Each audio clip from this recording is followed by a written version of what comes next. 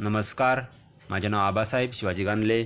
मी कविता सादर करतो. कवितेचे नाव आहे सुगरण पक्षी. पावसाच्या सुरुवातीला सुगरण पक्षी घरटे बांधतात आणि त्यांचा संसार थाटतात. या तिच्या जीवनावर आधारित असणारी कविता सादर करतो. सुगरण पक्षी. नको बाई सोयी, नको बाई धागा, चला ग सुगरणींनो, चोचीने घरटे बांधाय लागा. मग एकामागून एक सुगरणी कामाला जाती, हिरवे नाजूक कोवळे आणि ती गवताच्या पाती.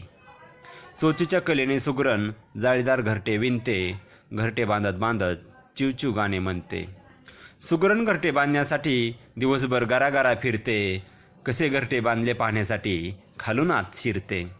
हळूच नजर चुकून चोरून शेजारणीची गवताची काडी आणते.